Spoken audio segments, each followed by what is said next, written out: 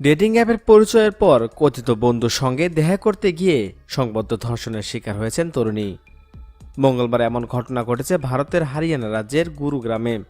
পুলিশের বরাত দিয়ে সংবাদ মাধ্যম এনটিটির প্রতিবেদনে বলা হয়, ডেটিং অ্যাপ থেকে এক যুবকের সঙ্গে পরিচয় হয় ভুক্তভোগীর। পরে তার সঙ্গে দেখা করতে গেলে স্থানীয় একটি হোটেলে ওই যুবক আর তার বন্ধু মিলে ভুক্তভোগীকে ধর্ষণ করেন। ভুক্তভোগীর অভিযোগ, তার খাবারের সঙ্গে চেতনানাশক মেশান অভিযুক্তরা। ভুক্তভোগী তরুণী বলেন, তারা আমাকে ধর্ষণ করে এবং ভিডিও ধারণ করে। পরে আমার জ্ঞান ফেরার পর আমি কোনো রকম বাড়িতে ফিরি।